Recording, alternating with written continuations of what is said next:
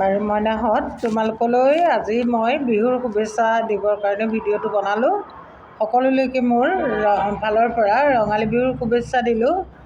ৰঙালী আগন্তুক বৰ্ষটোৱে তোমালোকৰ মন প্ৰাণ আনন্দ ফূৰ্তিৰে ভৰাই তোলক আৰু ঘৰ পৰিয়াল সকলোৰে যেন মংগল হয়, ইয়াকে কামনা কৰিলোঁ। তাৰপিছত মই আজি তোমালোকক এটা সাধু কওঁ বুলি আহিলোঁ। সাধুটো হৈছে সাধুটোৰ নামটো হৈছে দুখীয়া কোন।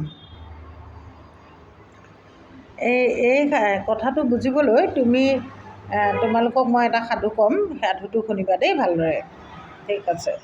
এদিন এজন ভিক্ষাৰীয়ে গোটেই দিনটো ভিক্ষা কৰি কৰি সন্ধিয়া সময়ত এটা মন্দিৰৰ সন্মুখ পালেগৈ, মন্দিৰৰ ওচৰ পালে।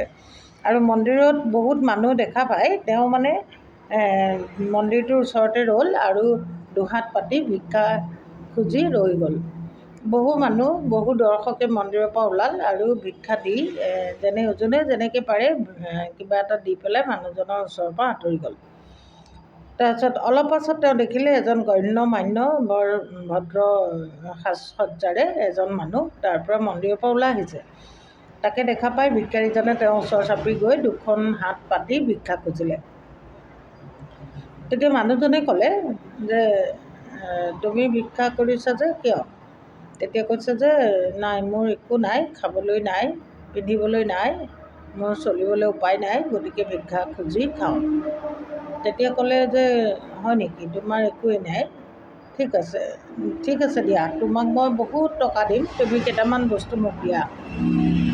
কেনেকুৱা বস্তু বুলি সোধোতে তেতিয়া ভদ্ৰলোকজনে ক'লে যে মই তোমাক 2 লাখ 3 লাখ টকা দিম, তোমাৰ এটা চকু মোক দিয়া। তাৰপিছতে মানুহজন অলপ থতমত খালে। তাৰপিছত ক'লে যে নহয়, আৰু দিম, তুমি যদি পাৰা 2টা চকু মোক দিয়া, মই 10 লাখ টকাই তোমাক দি দিম। তেতিয়া মানুহজনে ভিক্ষাৰীজনে চাচ কৰিছে দেই যে আপুনি কি কথা কয়, মই কেনেকৈ দিম? কৈছে নহয়, আৰু দিম, মই তোমাক কোটি ঘৰলৈকে টকা দিম, তোমাৰ কিডনীটোও মোক দি দিয়া, 1 কোটি টকা দি দিম।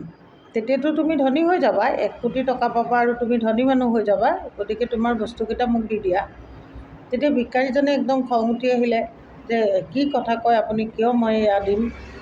তেতিয়া এই মানুহজনে কৈছে যে কিয়, তেতিয়া তুমিতো দুখীয়া বুলি ভাবিছা, তোমাৰ গাতে কিমান মূল্যৱান অংগ আছে, তে তুমি দুখীয়া কেনেকৈ হ'লা? গতিকে এইটোৱেই হ'ল মূল কথা।